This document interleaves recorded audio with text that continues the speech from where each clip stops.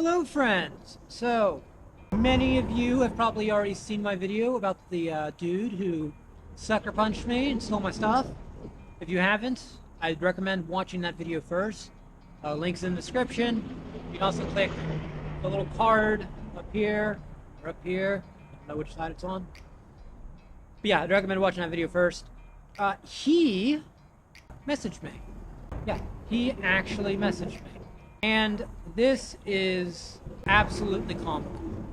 This isn't like a drama video or angry video or whatever. This is a very funny video because this is hilarious.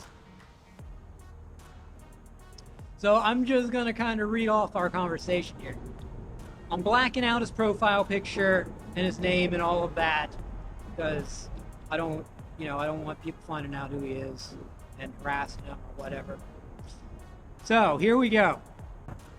Yo, if you're the one that came to my camp and stole my chair and cot, then that's really low. Two things. Number one, this is a dude who sucker punched me while I had my back to him. He threatened me with a machete, and he stole my stuff. And he's saying someone stealing his cot and his chair is low. That's hilarious. Number two, I didn't steal anything. I am walking across the country, and he knows that. I am not going to carry a 20, 30, 40-pound cot on my backpack. That would be ridiculous. And it is bananas that he would even think that. And also, he said a chair. I honestly don't know what chair he's talking about. It might be like the little folding chairs, like those camp chairs that fold up. I'm not strapping that to my backpack. That's stupid. You know, just imagine me walking up through like the Appalachian Trail with like a 30-pound cot and one of those camping chairs hanging off my backpack. I wouldn't have a back. I would be out of it. Anyway, I told him, I didn't say all of that, because I'm trying to keep the peace. I don't like drama. I don't want drama. Anyway, no. So I'm just like, I'm in Virginia. To which he said, I haven't been to my camp in a couple months. You was still here at the time. Yo. This dude is white. Just want to throw that out there. I'm gonna have to redact that. I'm not gonna. I shouldn't say this. I grabbed my stuff and left, which I did. I went there after he went into rehab, and I found my stuff, and I didn't get all of it, but I got some of it, and then I left. I grabbed my stuff and I left. I didn't take anything that wasn't mine, other than the bag you put somebody's blanket in. I'm gonna redact her name as well. I went to your camp the Monday when you left. Blank was with me. You can ask her. Also, I don't know what chair you're talking about, and I wouldn't want to walk to Florida with a chair. By the way, the bag I was referring to is just like this nice little canvas bag. Yeah, I did take this, but the reason I took it is because it had my friend's stuff in it, and I couldn't fit everything in my backpack, so we took it. He put her stuff in here, so like I assumed he didn't really care.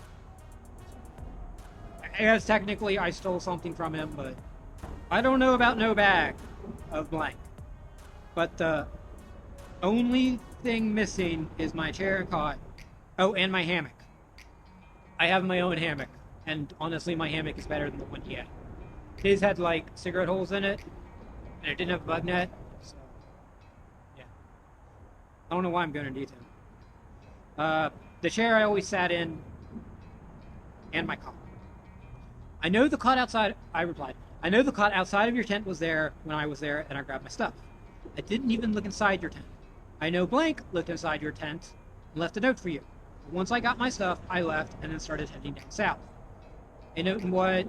Yeah, the outside cot is gone. I replied, inside your tent. She left a note for blank to give to you blank's number so you could talk to her while you were at rehab. Then like this is kind of more personal stuff, and he still goes on about the chair in the car. He's like, there was no note that I seen, just my chair and cop gone. I really don't know what happened to your stuff. Last person I was with before Skippy Town was blank. You can and should talk to him. I didn't have anything that belonged to you other than the bag you had blank's blanket in. I'm 100 miles away. I have no reason to lie. Also, I'm keeping it real. If I wanted to be a butthole, I would have burned your tents down. And that thought did cross my mind. But I didn't. I hate drama. I wanted what happened to be over with and move on and start heading south. There's some more personal stuff here. As far as your stuff, the only people I would think about is maybe Peg. The only people I would think about is maybe Peg. He was snooping around there before you even left. It was that time I woke you up and I grabbed your machete. Those are the only people I think about looking into. There was another dude with him that day, but I didn't know that person. Blank might know who it was. Just gonna tell the story real quick because, you know, I'm talking about grabbing a machete. So, at the camp, it's kind of my camp as well, because I was living there. And me and a female friend, we were hanging out. It was the two guys kind of back there snooping around. I didn't know who they were. I later found out one of the guys' name was Pegleg. So, you know, they're snooping around, and I'm sitting there, I'm like, okay. So I go back to the camp. It was like 10, 15 feet away, hidden behind bushes. And I wake up Patrick, and I say, hey, I'm grabbing your machete. There's two dudes snooping around. Now, I didn't, like, brandish the machete or anything. I put it down in my pants, put my shirt over the handle, and just kind of hung out.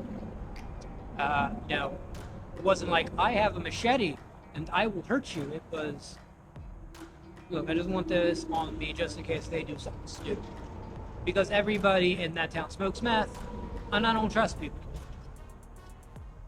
But they ended up not doing anything, and so took the machete back to Patrick, and it was all good.